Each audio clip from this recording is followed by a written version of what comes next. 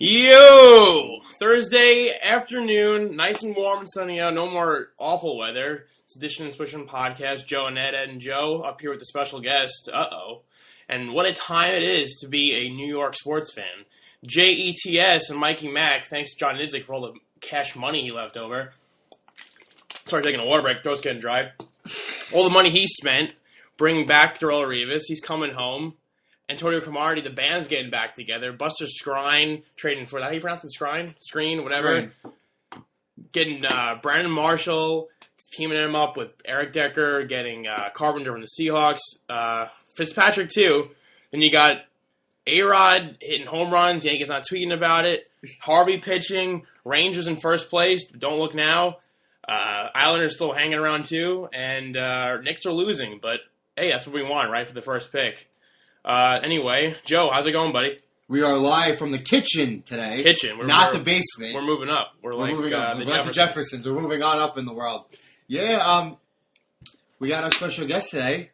NFL writer Gene DeMaio, who has wrote a couple pretty good articles, I'll say. Not great, but no, I'm kidding. They're good. He wrote on the Shady McCoy situation a couple weeks back and a few other good ones on the Giants. He's home from his. He opted to do spring break in Staten Island, so how lucky are we? He's here, and he'll be the third party, the third voice, and maybe he'll even the score between our debates here and give us a little more insight.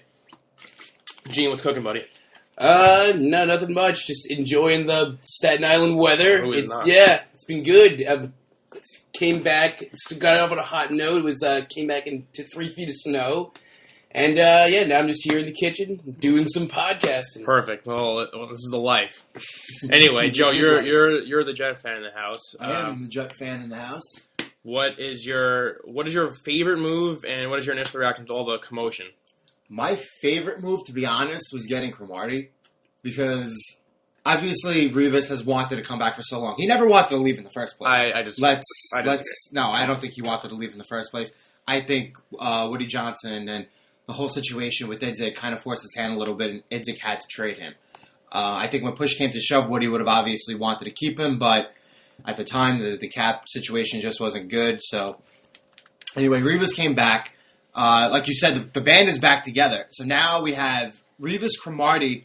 Hopefully, D. Milliner comes back at some point this season. He'll be the four. Yeah, but he's got talent to be definitely a big time contributor. And obviously, you alluded to before the Buster Skrine signing, which is a very underrated signing from Cleveland. He'll be another good depth cornerback. He could have been a 2, and I think it was a 3. Is maybe the surplus now. Right, and the best part about this, like the Jets don't have Kyle Wilson anymore, so now we don't have to hear Joe Beningo in the middle of the day ranting about how Kyle Wilson stinks, bro.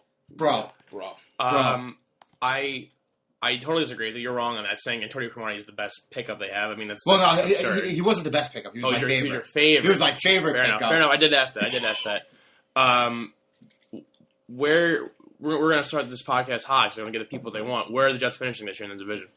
If they stand pat as is with their quarterback situation, they go into the draft and they get a pass rusher or receiver at 6, I think they could definitely be around a 500 team. I think there are obviously the NFL is a year-to-year league. You don't know what's going to happen. Buffalo overachieved last year, and even though they probably upgraded their head coaching situation, they still don't have a quarterback. Kyle Orton retired, so they could be on their way down. Houston, kind of in the same situation. They got rid of Fitzpatrick, who wasn't terrible for them last year. They may be on their way down. We don't know how Peyton is going to do in Denver. San Diego, obviously, they're year to year. They start out hot, but then they kind of taper off as the year goes along. Kansas City will be right there. So they're going to be a lot of teams in that 7 to 9 win range. And I think the Jets did enough on defense, and especially with the Marshall trade. Now they have an extra weapon. They have a legitimate number 1 receiver. I don't think Geno played that terrible at the end of last year, and my gut feeling says that they're going to give Geno the opportunity to compete with Fitzpatrick for the starting job. So I say they'll finish somewhere around 500. I think the Bills are going to be the team that takes the dive in the division. Really? Yeah. All right, we're going to get to Gene's thoughts on this and open up in a second, just to get my quick opinions on this. I think Rex Ryan right now has every right to be pissed off at this organization. Woody Johnson, John Idzik last year, just incompetent. There's no other way to put it. Had all that money to spend and not spend a dime of it. I think Idzik set up Rex to fail. I think Idzik was intentionally trying to get Ryan fired and do things his way. But the problem was, not only did he spend the money, he was a terrible draft pick. The Sheldon Richardson pick was a Rex pick. Idzik controlled the ninth pick, and Rex brought in Richardson. So you could argue that Idzik didn't even bring in one really good draft pick here. Right. And his best friend, though, Mikey Mack, your boy Mikey Mack's best friend, by far has to be John Idzik, because he said, here you go. Here's $50+ million in cap space. Go spend it. They signed Revis to a huge deal, but you know what? Everyone else is making big money. Look at the money Sue made. Everyone, DeMarco Murray today, joining the Eagles, made a ton of money. Everyone's making a ton of money. You see that in a league where people are retiring at age 26, 27, 30 years old. Patrick Willis, one of the best defensive players in the game, one of the best players of our generation, retiring at this age. I don't blame him at all for taking the money, because the NFL is the only sport, the only league where the minute you're declining, boom, see you, we're going to cut you, go find another place to play, no matter if you've been there for 10 years, 12 years, whatever it is. It's non-guaranteed money. Revis did the smart thing. People are calling him a mercenary. I don't think he's a mercenary. He's the best or one of the best at stopping footballs from reaching receivers' hands. And you pay him to do that. And the Jets did that, and I'm totally fine with it, because they needed to. They needed to spend money. Idzik didn't spend money, and look what happened. The whole regime was fired, and the team was awful, so on and so forth. The story of last year. And their main rival goes on to win the Super Bowl. I think the division is very, very interesting this year. I'm not going to sit here and say the Jets are going to run away with it. I'm not saying the Jets are going to be a contender for a playoff spot. I think that is contingent on the quarterback situation. I think anyone with a brain knows that. Ryan Fitzpatrick, you know what he could do. He's going to go to the line. He'll call the plays. He'll run the offense smoothly. He'll also throw dumb interceptions, but he'll be obviously he's a smart person, went to Harvard, but he'll game manage the way you want him to. Nothing more, nothing less. He won't extend plays. He is what he is. I think that's a huge upgrade over Geno Smith because of the fact of I just feel like Fitzpatrick's floor is much higher. That being said, I mean the ceiling is not extremely high, whereas with Mariota, maybe it's high, much higher. If the Redskins want to jump in the sweepstakes for him, RG3 is now open for discussion. I would inquire about that. Apparently the Titans are after Mariota as well, so we'll see what happens in the draft. It's kind of far away. I don't want to get to that portion of it yet. I think right now, like I said before, Rex Ryan definitely smashing his head against the wall because he's thinking, where was all this help and I could have used it last year. And I don't blame him, but right now he has a pretty good team himself. Obviously, they're getting in LaShawn McCoy is a big name. They got Matt Castle, who did win 11 games with the Pats. I know we talked about the last podcast. That helps him out big time.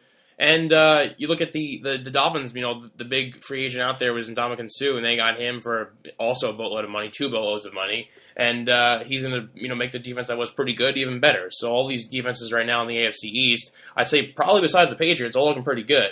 And the Pats, of course, are the Super Bowl chance. As long as they have Brady and Belichick, they're going to be there. They're going to be the king of the division no matter what, and near the top of the AFC. But losing Browner today to the Saints, losing Will Fork, free agency, and Shane Vereen to the Giants, all trying to make room for Darrelle Revis, and he's gone. They don't get any of them back. I think that's a huge blow to their team. So they're on the way down, just based on the fact that their roster is not the same as it was. But again, if you have Brady and Belichick, you're always going to be in it. The other 3 teams definitely getting better. The Jets are still on the incline, depending on where they do with the quarterback situation.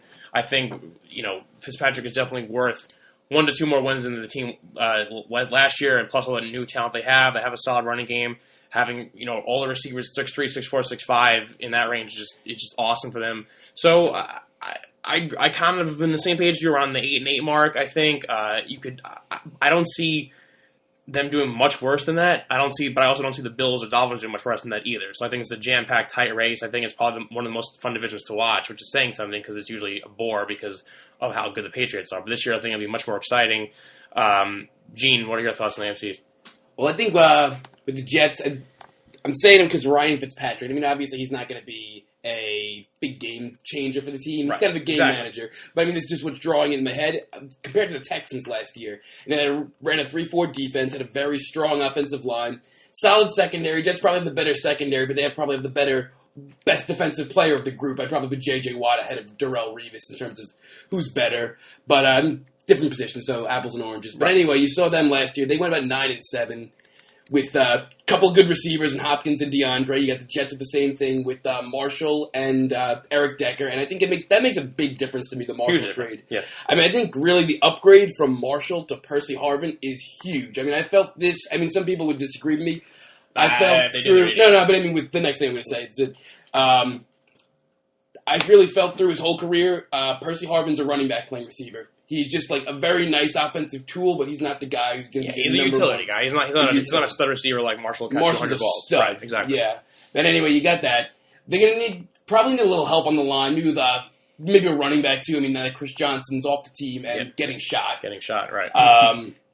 So yeah, I mean, I think 8-8, 9-7 is definitely in like the realm of possibility. I think when it comes to Revis, I definitely agree with you more than Joe. I don't think loyalty to the Jets played any part in his decision. I think it came out to the money. No. And they're not happy about that. You see all these owners out there, they're so quick to cut someone. And so it's nice to see someone being just as like ruthless with them as he is as they are with them. They have the power, and it's not fair for the players who get cut. You know, they have their families and everything invested in this one city, and they get cut the minute their numbers are declining a tad bit. And the owners have had the power forever, and it's good to see somebody go back and do that. He's putting his body on the line. His body is breaking down. Like I said before, you see what happens with Patrick Willis and Justin Smith and Jason World, and then you have Jake Locker retiring. These people, I mean, even the players, older players, these guys don't remember their names or anything, and they're putting their bodies on the line, and I have no problem with Revis getting top dollar. That's just the way it is. And Dominican super respect him for coming out and saying, point blank, I did it for the money. You know, Revis came here and was rapping and calling himself Mr. Manhattan, and then he became Mr. Tampa Bay and then Mr. Boston. Or Foxborough, sorry. And, now he comes back home, he's saying it was a no-brainer, it was New York was in my heart all along. Well, no, obviously it wasn't, because he held out twice. He wanted the most money. He screwed the Pats over, screwed the Jets over a bunch of times. He shows what he's about, but I don't have a problem with that, because if I was in a situation, I'd do the same exact thing. So, he was released from Tampa Bay after a single year down there. I have no problem with it. I'm with you on that 100%. It's great to shove it to the owners and tell them, well, maybe he starts this new trend of having players find the best deal, get the most guaranteed money, and take it from there. And, you don't have to go these massive long deals where you get nothing up front and then you get cut after a year or two. It's unfair to them. And he's always bet on himself. Always. And he's won, and I don't blame him, because he's kept it up. He's only 30 years old. I mean, Cromartie, the person, he's, what is he, 30, 31? So they're right in their primes and adding screen, like I said, and, hopefully Miller develops something. Those four corners right there, I mean, that's one of the best groups in the NFL, if not the best. Quick breaking news, talking about failed players and contracts. Trent Richardson was cut by the Indianapolis Colts. That was a surprise with Frank Gore signing, and that's not relatively close to being the biggest news. But moving along today, other big news was the Eagles. They feel like they've been in the news every single day. They just signed Ryan Matthews for, I believe, it was 4 years, $12 million. Signed DeMarco Murray to a massive contract. A lot of stuff going on with them, calling Chip Kelly racist and this and that. Jeremy Maclin, right before this podcast, he left and signed with Andy Reid down in Kansas City.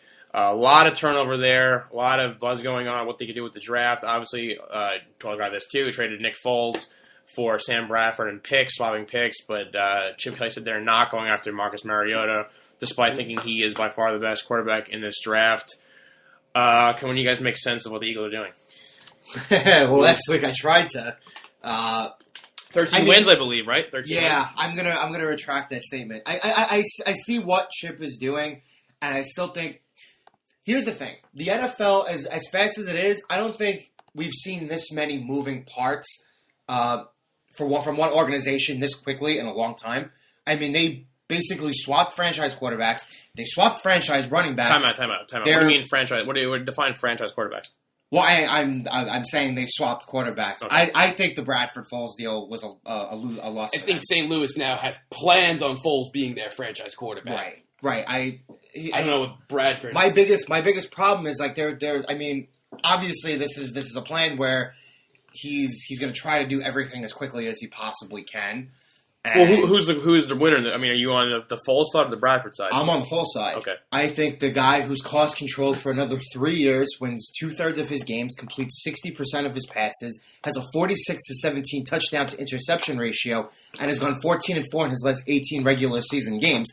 That's hard to argue with. Right. That is hard to argue with in comparison. Oh, and plus he's on his rookie contract too.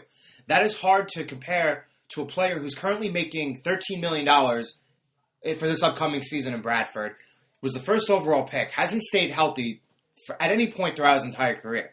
He's only played, I forgot, I think he's played 49 games out of his possible 80 games. He's been in 5 seasons in the league. Yeah. He's been off injured, and it's not like something where it was like, oh, he was out for a season and he came back. He's had lingering injuries every season. And the majority of losses, too, and a majority of losses. And if you look at St. Louis, in his 5 years, at no point did they ever challenge Seattle or San Francisco at the top. Well, they did, actually. And then you see, well, there's first year, well, at 7-9, they came into a 1-game playoff. But week 17, winner goes in. But that was at 7-9. That was in one of those. And that was throwaway his best year years. with the coach, which is the reason why Pat Shermer, which is the reason why the Eagles wanted to go after him, to reunite them together and see if they could create some of that magic.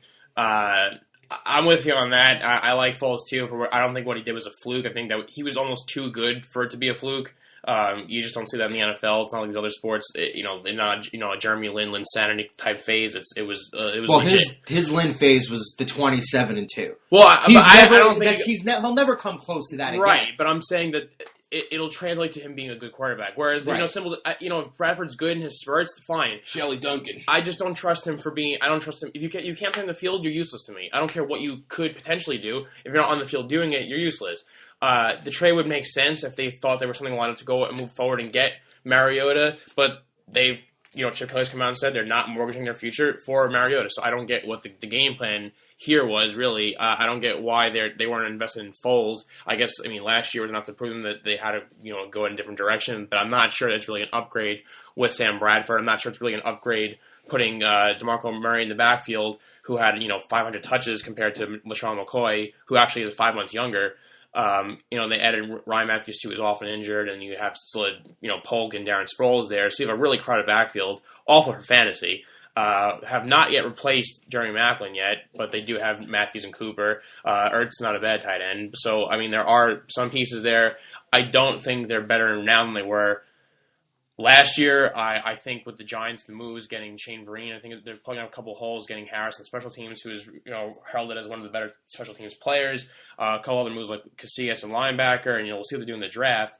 The Cowboys obviously hurting without Murray, but running back in this league is just so whatever. You could plug in, you could plug it a couple of guys there, and you'll try to match that production. I don't think DeMarco Murray is perennial year in, year out, great running back. I think he had a great year with a great O-line. Behind that line, anyone can run for 1,000 yards. Yeah, he was shown that he's always shown that he's always banged up too and misses time. But I think they'll drop off. I believe just this last week, the Cowboys will come back to earth a bit. They'll still be a good team. I think the Redskins obviously are just far out in the woods. So I really think the NFC East, it's a two-man race, but I think the Eagles are putting themselves out of it.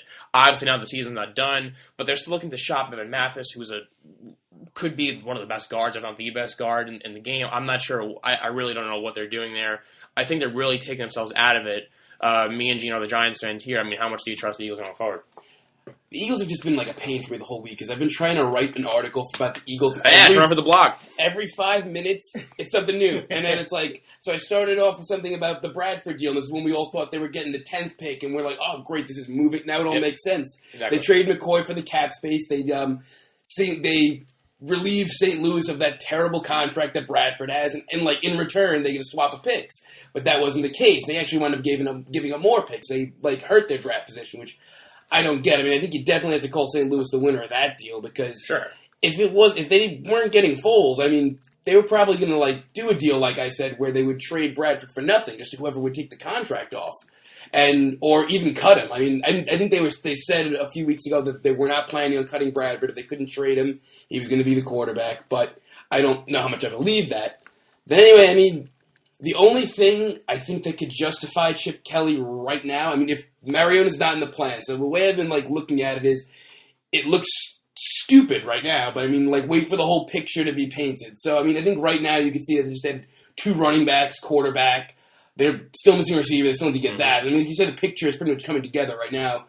Only thing I can say to justify it is that Sam Bradford, DeMarco Murray played together in a spread offense out in Oklahoma and scored 60 points a game, but that was when Sam Bradford could when Sam Bradford could stay on the field. But also true. I mean, you can make the argument now that they at the offensive positions at quarterback, running back, and receiver, they've downgraded all three. You can make the argument. I mean, you could definitely. I think that's solid argument. Like, it's probably true. The only thing I can say is they're better fits. So it's like, you want a better player or a better fit? But how? I don't know how. Is Murray really a better fit than LaShawn McCoy? LaShawn McCoy is known for being one of the best pass catching running backs. That's true. And he's never been as injured as often as Murray has been. And Ryan Matthews can't stay on the field. And Sproles is like 32 years old. I mean, you take out Macklin, you have no real top receiving threat. And Bradford never had a season like Foles did. Even you could think if it's a fluke or not. Still, Foles has the best season out of both quarterbacks, and at least he's been healthier to an extent than Sam Bradford. So I mean, I would get on,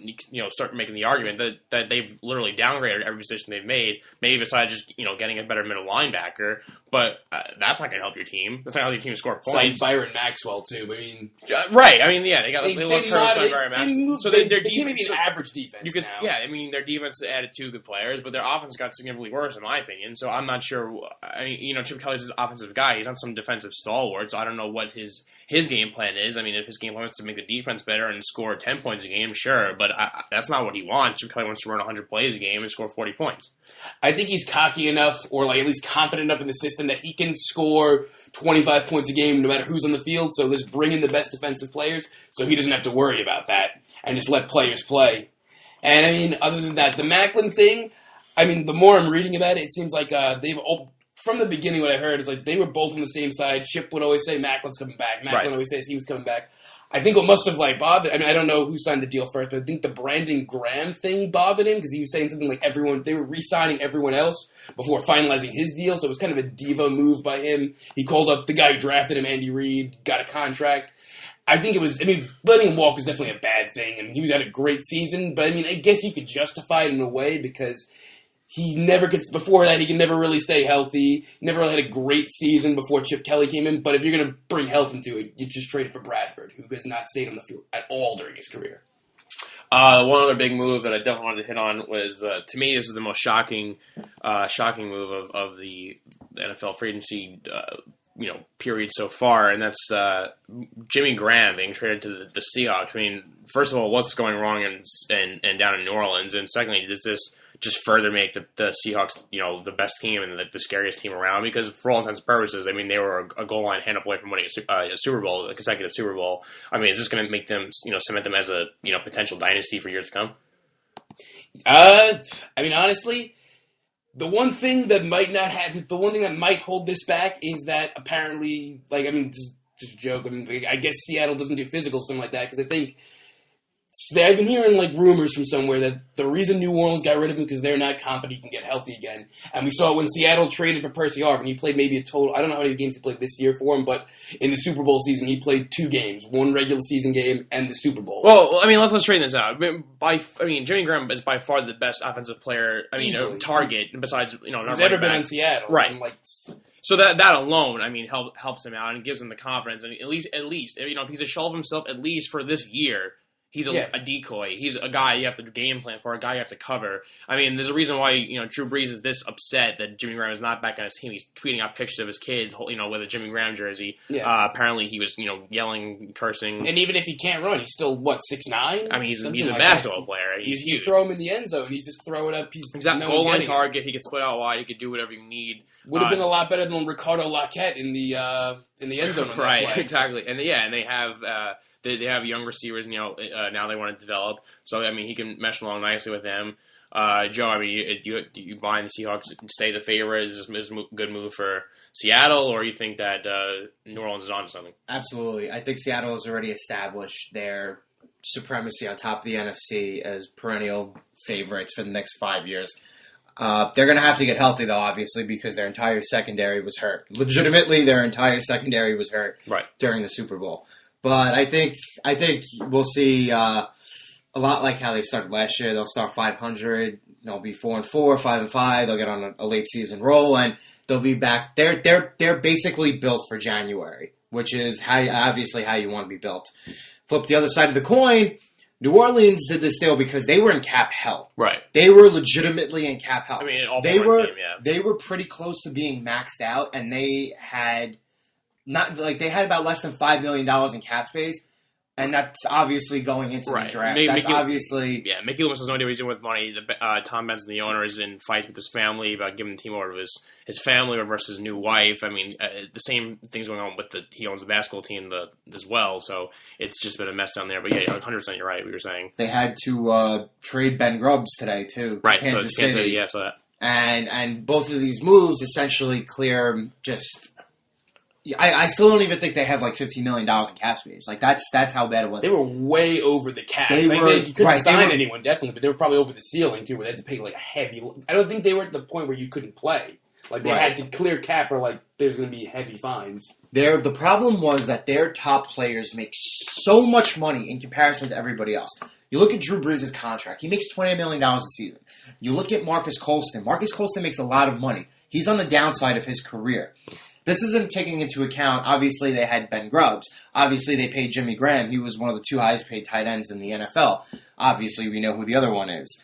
Now, obviously, they have to pay Cameron Jordan because he's essentially their franchise guy on the defensive side of the ball. Luckily, they were able to get Brandon Browner. But that's probably going to be their splashiest move because I don't see them making another move, another splashy free agent move.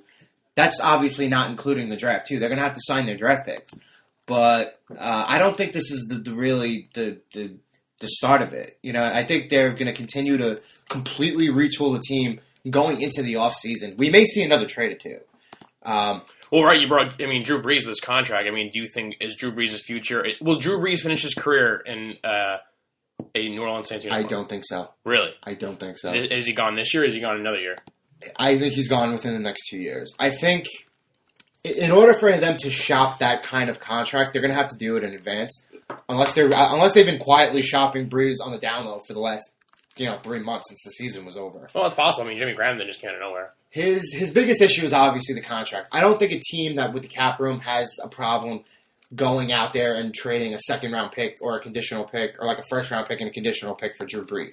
Because you know what you're going to get, and you know what you're going to get with Brees for the final 3-4 years, however long he's got left. How old is he? He's, 34? Okay. Yeah, he's either 33 or 34. Quarterbacks like goalies. You're good until you're late. Peyton and Brady are both older than him, and they're fine. Yeah, he's also one of those who definitely has different. As a Jets fan, would you go after him to win right now? To win right now, it depends because his home and away splits are very different. Do you think the Jets with him are good enough to win, to contend right now? Absolutely. You do? I do. What would you give up for him? I wouldn't give up the 6th pick. I would give up a second and a Is he worth the first? I think he's worth it. I don't think he's worth the top 10 pick. I think if you're like a middling team, he's too old. I think to right. worth the top mid round, maybe two. A second this year and a second next year or something like that. It's possible. If Buffalo was more strategically located in the heartland of the country, I would say go for it and give up. They don't have a first round pick because of the Watkins deal. Mm-hmm. So I would say go out there and trade your second round pick for Brees. But that's what it's going to take. Yeah, I don't think he's going to finish his career. I think the Saints are in a massive retooling stage because I think their management realizes that I think Carolina has taken the stranglehold as the best team in that division. Between Cam, they hit on Kelvin Benjamin last year, giving Cam that offensive weapon that he desperately needed. Yeah, they have Greg Olsen signed. Offensive line, it's a year-to-year thing. They can plug and play. They can draft some guys. Their offensive line will be consistent year to year. And their defense is very good. And they have great leaders on the defensive side of the ball, especially with Luke Kuechly. Right. So I think right now they're firmly entrenched as the team to beat in that division. Atlanta is probably in that place where Matt Ryan is very good. And there are a couple of tweaks here and there away from probably being a borderline 9 or 10 win team. Sure. They're not far away too. So I think for the Saints, they realize, holy smokes, we're in cap hell. Holy smokes, we're gonna be bad for a while. Holy smokes, we're gonna be there's the potential that they may not be more than a 6-win team for the next 3 years. No, you're right. So they had to tear it down. Well, and it shows the power of having a good quarterback. I mean, like you said, the Falcons could always be relatively in it because you have a guy like Matt Ryan. And I think that's the problem with the Jets. Talking about Drew Brees, I mean, they get Drew Brees, he's a Pro Bowl quarterback. You're instantly in a conversation of representing the AFC because, like, again, you can make the case the Broncos are on the decline. Lost Julius Thomas, Peyton Manning, his health. What's up with that? Then you have the Patriots. I said they lost players. The AFC North is kind of I don't know if you trust the Steelers or the Ravens. The Bengals are always around, but no one really, gives them much credit. So it's not out of the realm. And, the Colts, too. I guess the Colts, we go and say they're the favorite. Colts, Ravens, probably. But, the Jets with Drew Brees, Drew Brees throwing to Marshall and throwing to Eric Decker, with that defense, I think they'd have to be in the conversation. And I think that's the one. Not to equate them to the 2009 team, I think Fitzpatrick at this stage of his career is being a smarter quarterback, a more efficient guy, a guy who won't cost you like Sanchez did. I don't think it's exactly the same scenario. A lot of people are saying that they are. With the good running game, good decent receivers. I think the receivers right now are better. I think the defense actually is better. The defensive line I think is much better. Yes, the quarterback, you could use a better person under center than Ryan Fitzpatrick, but I don't think Ryan Fitzpatrick is the absolute worst-case scenario as I'm watching Joe struggle to drink his coffee the whole entire time we've been podcasting. My cup's got a leak in it. It's a cheap mug from Dunkin' Donuts. What do you expect? I expect you know how to drink like a proper human. Anyway, no, but if there's a leak. There's clearly a leak. Yeah. Well, get a better cup. They should make better cups. Please go on. No, I mean, we're to the pocket. We can talk whatever we want. I was never a Donkeys guy until Jada, until Boston. But obviously, every corner up there has the Donkeys.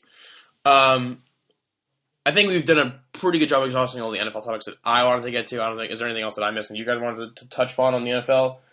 Those are stuff that really, those are stuff that's grinding my gears. The Jets are the big news. I mentioned the Giants a bit. Eagles, Graham trade. I'll make one last point, and sure. so this will play into you guys because you guys are the Giants fans. I think the Eagles' decisions that Chip is making on the fly benefits the Giants the most. Well, I said that too. I said it because before the Gene. Eagles, I said they're the Eagles and the Cowboys are on the way down, and the Giants are primed to make that run where because they'll probably go defense in the draft. Unless they go offensive line, which is apparently Jerry Reese said that if Amari Cooper is there, he's taking Amari Cooper. Which to me is the most absurd thing of all time. Because that means Randall's on the chopping block. Yeah, I mean, sure, but Ruben Randall's no slouch. Ruben Randall is the one. He's the one. He's the possession receiver you have. He's the one receiver with size you have, and he's the one receiver you could rely on the red zone with. Cooper's got some size, right? I mean, I'm saying on the roster right now. Right. I have no problem with Randall split out wide. I mean, I think Randall would have had. If it wasn't for the crazy season of Odell Beckham and overshadowing him, if Randall got the ball more, people would say, okay, this kid can develop into something really good. I think Ruben Randall has a really good future. Cruz, from what I hear, is working very hard.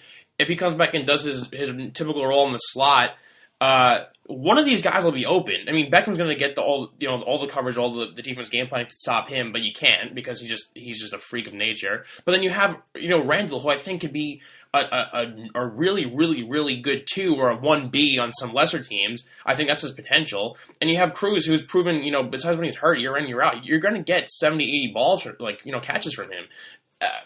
I don't know who you plan on covering. Larry Donnell, the first half of the season was awesome in the red zone for them. A big target. And then adding Vereen, a guy who just catches a ton of balls in the backfield. Andre Williams has stones for hands, but he'll run the ball hard. And then Rashad Jennings is a good mix of both, and his yards per carry was insane when he was healthy. I trust Eli. Those are a lot of weapons to give him. And like I said before, I don't think the Eagles are going to do better than the third. I think they downgraded all 3 positions on offense, receiver, quarterback, and running back. The defense, you could say they got better, adding Alonzo and adding Maxwell from Seattle. I won't argue with that. I think the Giants should definitely go defense in the draft. But could they challenge Dallas for the top spot in the NFC East? I don't see why not. I don't think Dallas is going to be that good. I mean, they won 12 games. They'll be above 500, Joe. They won because of a very efficient offense. Depends on what they could do at running back. If they can get someone who can do a really good job behind that line, probably in the draft, because a lot of people are saying he's one of the really deep running back drafts we've had in a very long time. Yeah. Oh, yeah, with Gurley and Melvin Gordon. Right. Yeah, so if they can find someone like that in the draft who can like really made. I thought Murray was really such a big part of that offense, and losing him hurt. So like. He does. He was a good fit there. He was really like the engine of that offense, which like let Tony Romo and Des Bryant do what they do. Sure. I mean, I think anyone really behind that offensive line can have a good season, but I think find a guy who can kind of fill that DeMarco Murray role, or a couple of guys, because it's all running back by committee now. Yeah. DeMarco Murray's in a committee right now with Matthews and Darren Sproles. Yeah. Oh, yeah. I mean, it's a mess back there, and I think definitely. I mean, Dallas definitely look for a running back in the draft. If not, whoever's left out for the free agency market, I'm not exactly sure of how many decent quality backs you could plug in right there right now. Obviously, they're going to take a step back, but I still think they're a good team. I still think they're around a 10-win team, give or take one. The Giants, I think you could put in the conversation.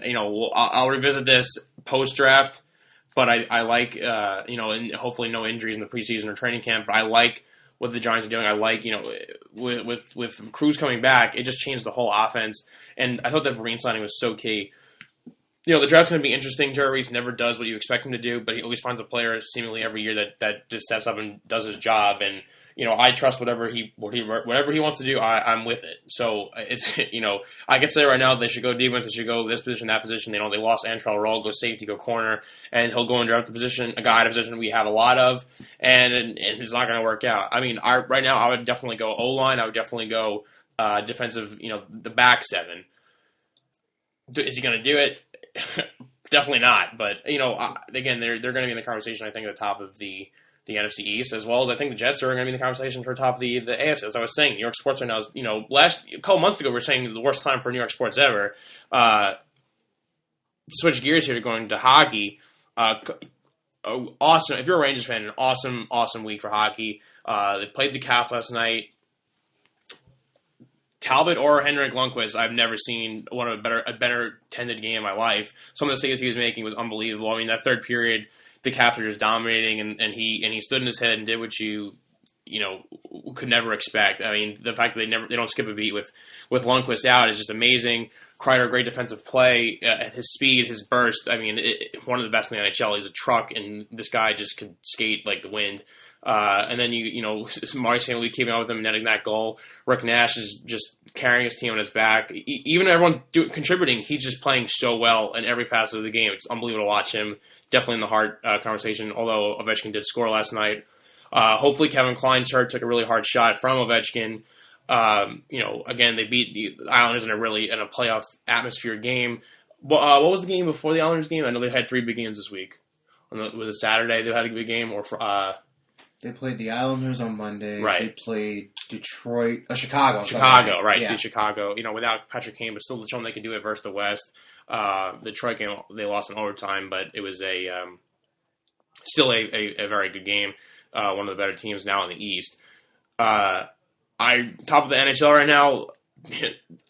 I can't really say any more good things about them. What are your thoughts right now on the Rangers? I know you have a little segment you want to do. Oh, yeah, we have a little segment. We'll touch on what you just said quickly. Listen, this is to be expected. Finally, they're in a position where they can get recognized. They are not only in the tops in the Metro and the tops in the East. They're the top team in the league. Right. Not only are they the top team, they still have games in hand on every other team that they're tied with. I think 4 now are on the Islanders right. still. Montreal's got 91 points. Right. Nashville's got 91 points. Anaheim's got 91 points.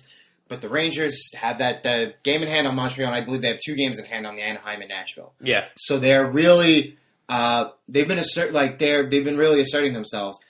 Over their last 41 games, they are 31-7-3. Yeah, it's just unbelievable. It is unbelievable, and that's half a season's worth of games. The whole season's 82. So if you extrapolate that and put that pace for an entire season, that they would be on pace for an 130-point season right now. Do you know the all-time NHL record for points in a season by a team? Offhand, I do not. It's 132 by the 1976-77 Canadiens, who won the Stanley Cup. Just throwing that in there. The last time the Rangers won the President's Trophy, only other time that they won the President's Trophy, I think we were 2 years old. We were 2 years old, 1993-94, and they won the Stanley Cup. So they've been. This is to be expected, and obviously agreeing with your post on the blog. I don't think, obviously it's cup or bust, but I don't think this is a situation where it's like cup or bust this year. Right now, for the next 5 years, they're in a really good position to contend. And I'm so glad you brought that up. That's the key. And I wrote that in the blog, and I said this. I talked about this a couple of days ago. We were talking about the right after the Talbot trade, and I said, the Giants, the Rangers right now are in a position they have to win now. They have to. They have this window, but they're not mortgaging the future. They're not getting rid of picks and players for nothing. First of all, you see that Anthony Duclair news that he was a healthy scratch. Yes, so he was a healthy scratch. So it looks like, let's say there's winning this trade again. Yandel has not been good by any means. But he's adjusting. It's hard to throw him right in a power play and have him learn. He had a better game last night, though. But, I mean, they're winning with him, so I'm not going to poo-poo that. They're younger players. Like we went over, like I said last podcast, we went over all the ages of our players, and Hayes and Stepan and Broussard. All these guys, McDonough, all these guys are young. Hayes, one of the best goals I've ever seen this season. He's huge, and he just parked his big butt and right in front of the net, took the hit and spun around, put it in the net. He's just he's been a huge key difference for this team this year, and there's just so many younger guys. They're going to be around for a very long time, and it's going to be interesting to see what they do with Talbot. A lot of teams, a lot of lower level teams, are going to be asking, for his services. This is a perfect segue. Not that I would be opposed to moving him because you have a couple, 5 good years minimum of Lundqvist.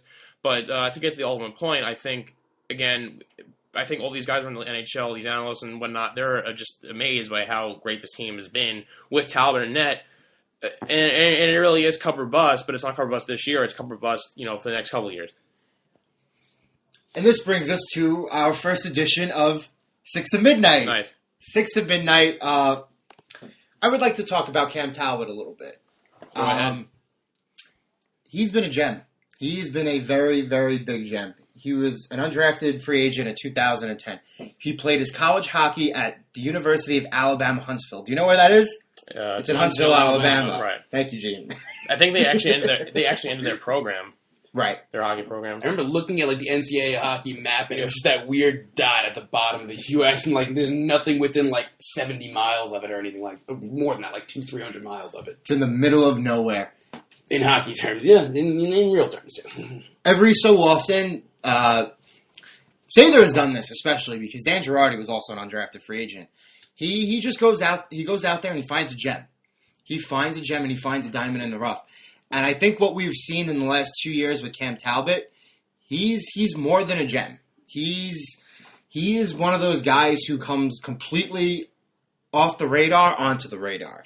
And I believe that over the last 2 months, his value has skyrocketed to the point where not only I think he's going to get a starting job within the next 2 years, probably in the next year. I think more than one or two teams are going to court him. I think 4 out of 6 teams are going to be seriously interested in trading for this kid over the next 2 years. I think if they win the cup, he's gone at the draft. But just some more background information on Talbot. He's 6'3". He's deceptively athletic. He's got a big frame to him, but obviously he's great fundamentally. And credit the Rangers organization and their the way that they develop players. Yeah, but Juan Lair is one of the best. He is the best goaltending coach. In the whole NHL. That's not even close. He's been absolutely phenomenal, and he's been such a huge part in Cam Talbot's development. I've been saying this for the last couple of weeks. I think Cam Talbot favors very comparably to another guy who broke out a couple of years ago, in Mike Smith in Arizona. Right. Mike Smith was obviously a much higher draft pick and much more prominent name on the radar than Talbot. But the difference is Mike Smith had this potential and then he disappointed.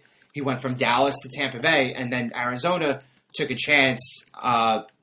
Don Maloney there, the general manager, brother of Dave Maloney, former Rangers player and current play-by-play guy, took a low-risk chance on Mike Smith, and sure enough, it paid off. In 2011, he had a good season, and then in 2011-2012, he had the best season of his career, was arguably a Vezina Trophy favorite, and had helped the Coyotes reach the Western Conference Finals for the first time in their history. He was the third goalie on Team Canada, too, right? Right, he was the third goalie on Team Canada.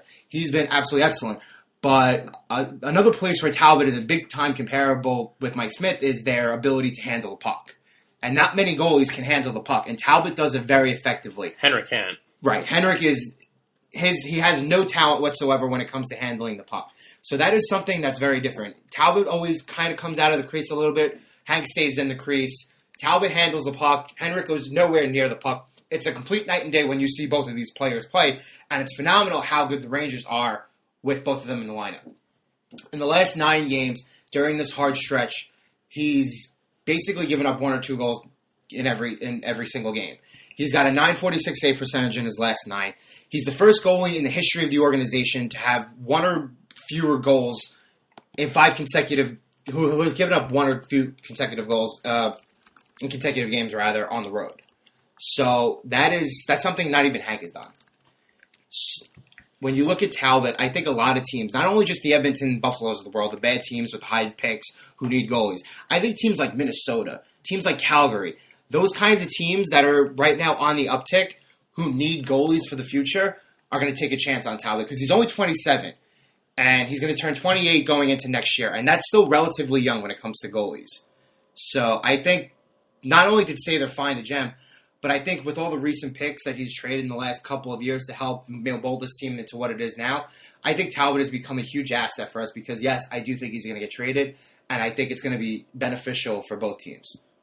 Well, I'm with you on that. And the one thing to wrap up this Talbot conversation before we get into the last topic that I have is a lot of people are saying, "Oh, what's going to happen when Hank comes back? You're gonna pull him for Talbot." There's no goalie controversy whatsoever, but Henrik's injury is a scary and very strange and not popular injury. He got hit in the neck and a blood vessel. Could have given him a stroke. It's not some muscle pull or what have you. What I said last night watching this game was until Talbot loses. This is if Henrik is ready to come back relatively soon. But until Talbot loses, and I know he needs games off, but until he loses, he's in the zone right now. I would not take him out. Once he loses, then say, okay, Henrik's time to come back, because all you're doing is just helping Henrik be healthier and safer and giving him more time to recover. Doctors could say he's good. He's been fine for 2 or 3 weeks, whatever. If Talbot's standing on his head and playing as well as he is, there's no reason to rush Henrik back. So give him an extra game or 2. If Talbot, if he blows one, then whatever. Then you could say, okay, thanks to the run, you 0 couple games off. He's played, what has he played? 18 or 19 games or something ridiculous like that recently.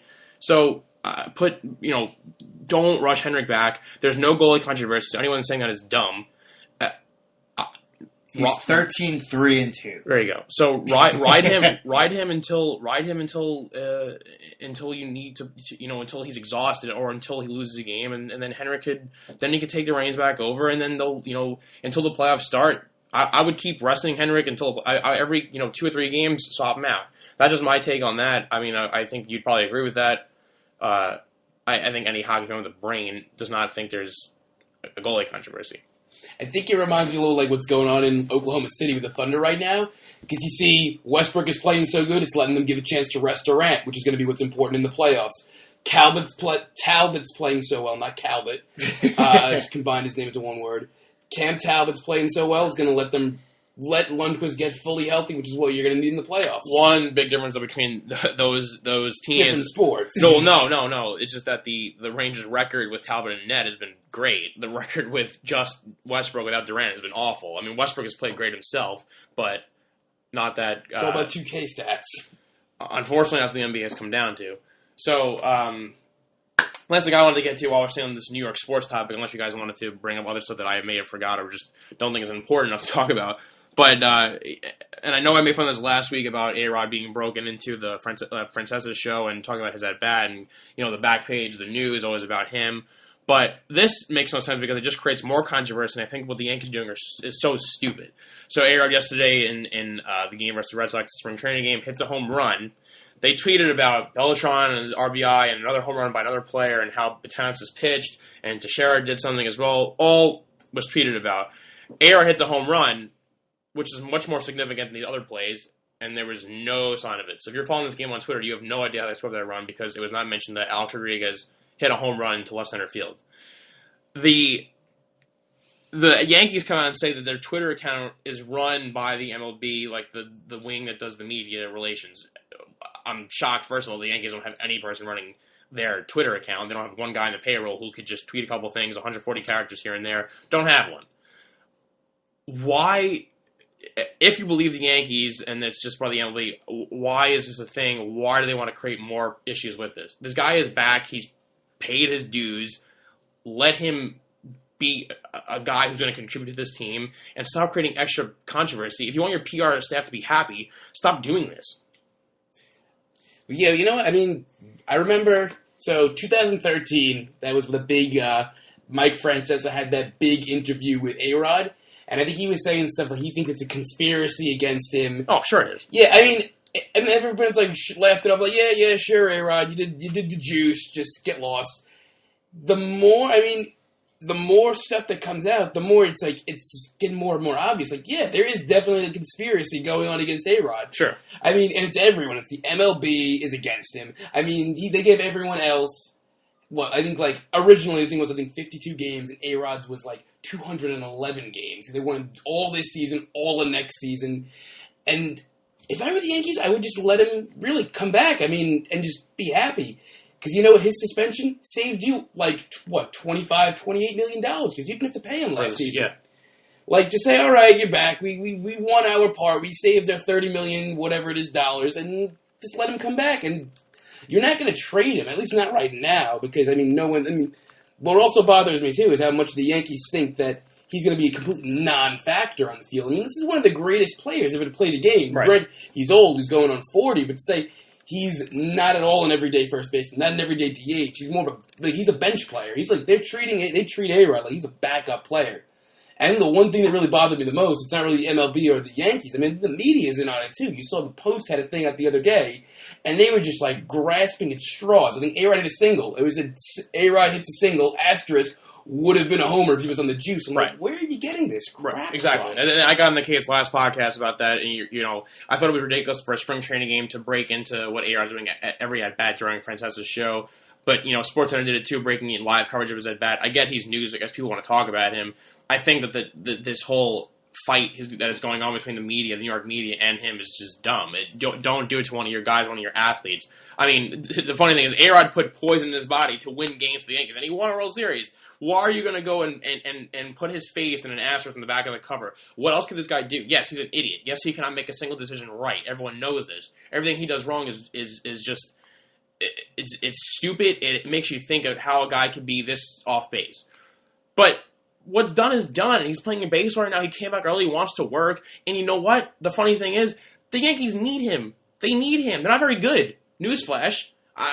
There's no one on the team that's going to be able to hit the ball.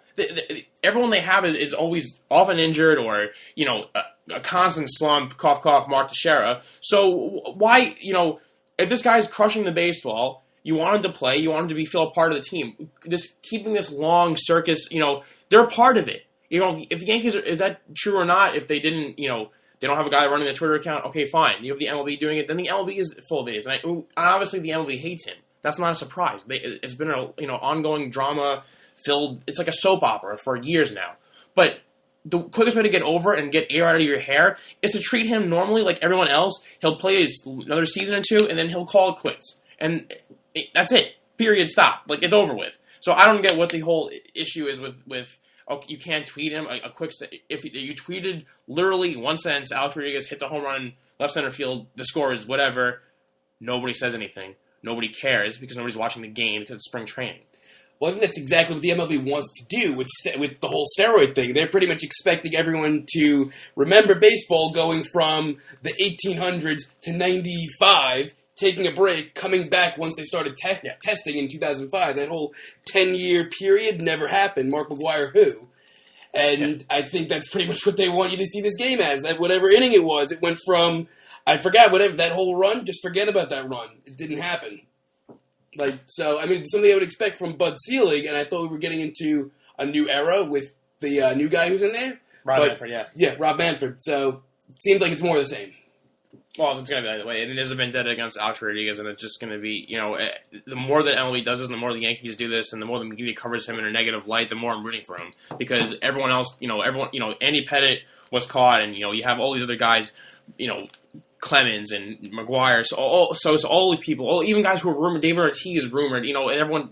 There's not even half the negative response that A-Rod even the gets. guys who were caught in biogenesis, like Brian Braun came back no problem. Right. Melky Cabrera got a big deal, a big contract from the Blue Jays right after being suspended. It's unfair, and I get that he brings a lot of it onto himself, but you're just creating extra stories, and this would have been a non-story if there was just a simple tweet about it. 2 weeks in a row with big Twitter stories because social media usually has a negative. Joe, you have no thoughts on this one, or I hope A-Rod hits 30 home runs and shuts everybody up. I'm tired of it. I'm so tired of it. I think we do too, and I think if the Yankees have A-Rod hitting 30 home runs, I think they'll make a strong case for winning the division. Hit about an hour. That's pretty much all I have. Any last words, thoughts, comments? I'd rather see A-Rod get a horse body and become the centaur in that painting than 30 home runs. Yeah, I mean, everything that you guys said, I agree with. Awesome. There's really nothing for me to add. That's perfect. That's the insight that everyone tunes in this podcast for and listens to. Ending it off on a good note. Yeah, somehow we all didn't go off the rails. Yeah, well, we all got on this. Yeah, it was pretty good. We didn't speak over each other. GarageBand worked. I did go to the Apple Store, and I'm in the process of finally getting a new computer and ordering this audio mixer so we could have people call in and have better mics. But you know what? We keep handing this crazy sports news. There's a time February, March supposed to be really boring, but we've been pretty lucky with all this NFL stuff and what have you. So hopefully, got March Madness stuff coming up. It'll be fun to talk about. Hopefully, more the 3-man weave will keep this up. Obviously, the blogs are coming out. We have a couple more coming out tonight. This podcast should be out very soon. Follow us again. It's DNS _ podcast. You have at Edward L. Murphy, Edward L. Murphy. You have at Joe Calabrese? Yeah, Joe _ Calabrese 92. And then Gene's, I have no idea what Gene's is. What is it? It's NY. Is it NYGD _ blue? Perfect. That's us. You also other writers. You have Joe Carlin and Andrew Crawford. You can find them on the Twitter. We retweet them a lot. Are you on LinkedIn? Yeah, but we don't have a LinkedIn page yet. We'll go back to MySpace and Friendster soon. But anyway, quick hour. I know last podcast was an hour and a half. A lot of New York heavy topics this week, but I thought it was pretty good and pretty smooth for us. So this is fun. And again, hopefully do it next week. So we'll see you guys then.